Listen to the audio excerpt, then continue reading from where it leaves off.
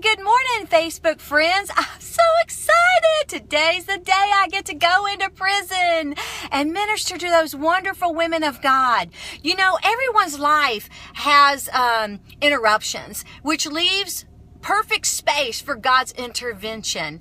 But you know what? Many of us, when we have those interruptions, it doesn't draw us closer to God, but further away, which leads room and an empty space for the enemy to come in and plant seeds.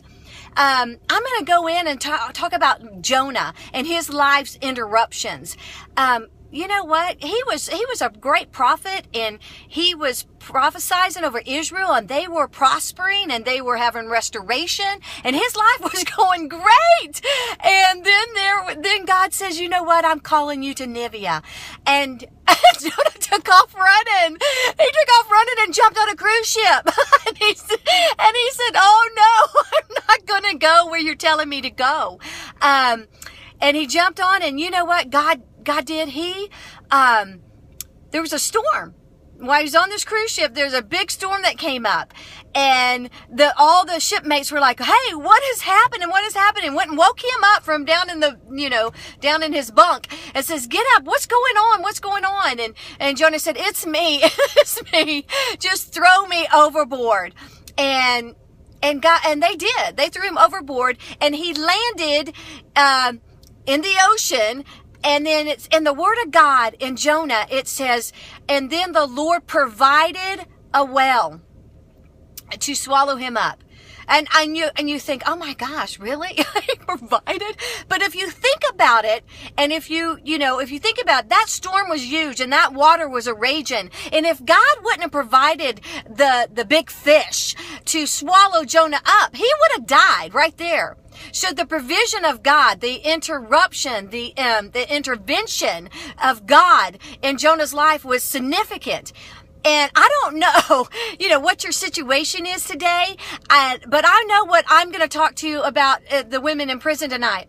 And that their prison that they're sitting in, their sentence that they're doing is the well that God himself provided, because otherwise many of them would have been dead. So I don't know the well that God's provided in your life, but I want you to be encouraged, because he would have drowned if God not put him in the belly of that fish. And then for the first time we read in record in Jonah 2, it says he started praying to God. So many of you would never start praying. You would never start counting on God without you ending up in the belly of the fish. And you may just end up dead. So this life's interruption is a great opportunity for God's intervention. And I just want you to be encouraged today that it may look like you're sitting in the belly of a well and no hope of getting out, but God's intervening on your behalf, because you would have maybe died if he wouldn't have jumped in to save you. So he provided the well. He provided that moment, and that well could be anything in your life. And, I found it ironic. That's when Jonah started praying, is when he was desperate in the belly of a well. So be encouraged today. Your situation, your well, call out to God and stop running.